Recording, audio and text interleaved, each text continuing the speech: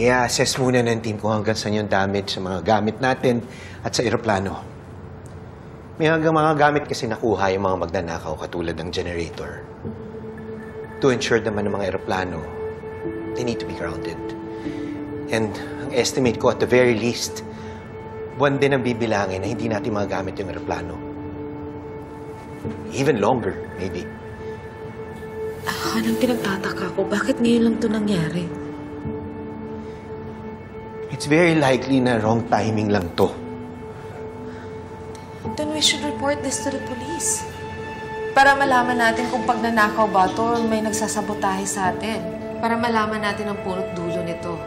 We need to report this to the police. Hintayin muna natin ang advice ni attorney bago ka magbida-bida dyan. Kailangan mo pa talaga i-broadcast sa lahat ang nangyari dito. This will put the business in jeopardy. Mas lalong mawawalan ng confidence ang mga bangko sa atin. Baka tuluyan na tayong isara. Anong ibig mong sabihin?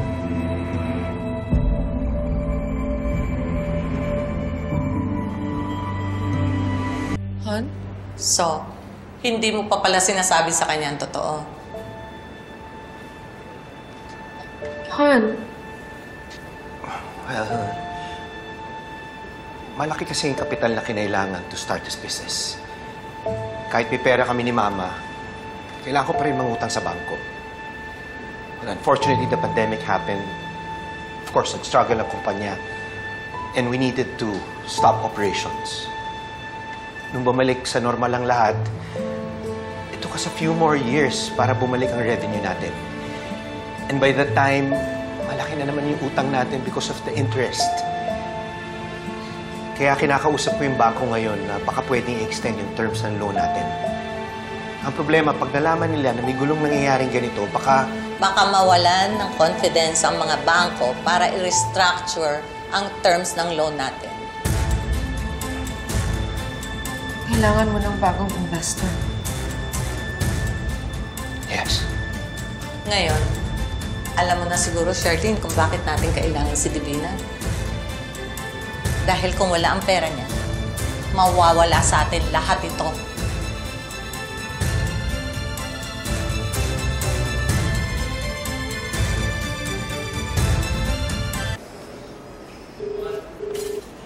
So ano? Okay na ba ang plano? Everything's perfect. Sigurado ka bang mag-work to?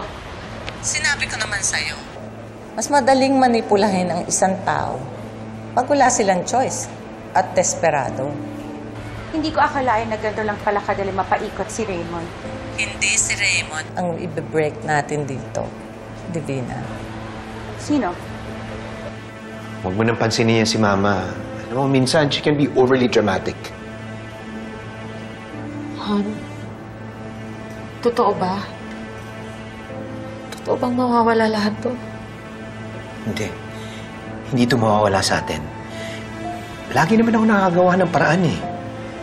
You know, these are just setbacks. Natural lang to sa isang negosyo. Huwag ka mag-alala. Makakabawi din tayo. Han, paano kung hindi ka makabawi?